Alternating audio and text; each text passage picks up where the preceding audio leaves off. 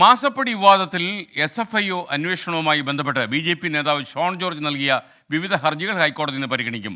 മുഖ്യമന്ത്രിയുടെ മകൾ വീണ വിജയന് Abu Dhabi commercial ബാങ്കുള്ള അക്കൗണ്ടിലേക്ക് SNC Lavalin, Price Water Coopers അഥവാ PwC എന്നീ കമ്പനികളിൽ നിന്ന് കോടിക്കണക്കിന് രൂപ എത്തിയെന്നാണ് ഷോൺ ജോർജിന്റെ പുതിയ ആരോപണം. ശ്രീകാന്ത് വിവരങ്ങളുമായി കൊച്ചിയിൽ നിന്ന്. Srikanth, welcome back to morning show. പറയൂ വിവരങ്ങൾ. ഗുഡ് മോർണിംഗ് അഗൈൻ എസ്കേൻ. ഈ മാസപ്പടി കേസൊക്കെ തെരഞ്ഞെടുപ്പിന് മുൻപ് വളരെ സജീവമായിരുന്നതാണ്. പക്ഷേ തെരഞ്ഞെടുപ്പ് ഘട്ടത്തിൽ അത് വലിയ തോതിൽ ചർച്ച ചെയ്തില്ല. തെരഞ്ഞെടുപ്പിന് ശേഷവും അത് ഏറെക്കുറെ മങ്ങിപ്പോയ വാർത്തകളിൽ ഒന്നായിരുന്നു. പക്ഷേ ഇപ്പോൾ വീണ്ടും അത് ഉയർന്നു വരുന്നു. ഷോൺ ജോർജ്, പരാതിക്കാരൻ, BJP നേതാവ്, ഇപ്പോൾ വീണ്ടും ഒരു ഉപഹർജി ഹൈക്കോടതിയിൽ നൽകിയതോടെയാണ് അത് വീണ്ടും പൊങ്ങിയത്. അബുദാബി കൊമേഴ്സ്യൽ ബാങ്കിൽ മുഖ്യമന്ത്രിയുടെ മകൾ വീണ വിജയന്റെ പേരിൽ ഒരു അക്കൗണ്ട് ഉണ്ടെന്നും ആ അക്കൗണ്ടിലേക്ക് ഈ കരിമണൽ ഖനനവുമായി ബന്ധപ്പെട്ട അഴിമതിപ്പണം എത്തിച്ചേർന്നു എന്നുള്ളതുമാണ് പ്രധാനപ്പെട്ട ആരോപണം.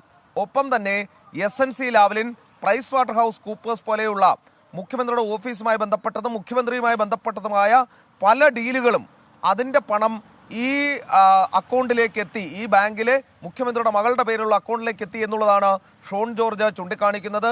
ഇക്കാര്യത്തിൽ നേരത്തെ EDക്കും SFIOയ്ക്കും പരാതി നൽകിയിട്ടുണ്ടെന്ന് ഷോൺ പറയുന്നു. തങ്ങളുടെ പക്കൽ രേഖകളുണ്ടോ എന്ന് ഇന്നലെ മാധ്യമപ്രവർത്തകർ ചോദിച്ചപ്പോൾ അത്തരം രേഖകളില്ല, പക്ഷേ അത് അന്വേഷിക്കേണ്ടത് ഏജൻസികളാണ്. ആ ഏജൻസികൾക്ക് അങ്ങനെ ഒരു നിർദ്ദേശം കൊടുക്കാൻ ഹൈക്കോടതിയോട് ആവശ്യപ്പെടും എന്നാണ് ഷോൺ ജോർജ് പറയുന്നത്. ഷോൺ ജോർജ് ആവശ്യപ്പെട്ടാൽ ഹൈക്കോടതി അങ്ങനെ ഒരു ഉത്തരവിടുമോ എന്നുള്ള കാര്യം ഇന്ന് കാത്തിരുന്ന് കാണാം.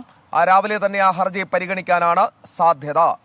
Okay, thank you. ശ്രീകാന്താണ് വിവരങ്ങൾ നൽകിയത്. മുഖത്തല്ല കണിയാംതോട്ടിൽ ഒഴുക്കിൽപ്പെട്ട് കാണാതായ ആളുടെ മൃതദേഹം കിട്ടിയെന്ന് കൊല്ലത്തുനിന്ന് ഞങ്ങളുടെ ബ്യൂറോ റിപ്പോർട്ട് ചെയ്യുന്നു. മുഖത്തലയിലെ സലീമാണ് മരിച്ചത്. 48 വയസ്സ് പ്രായമുണ്ടായിരുന്നു.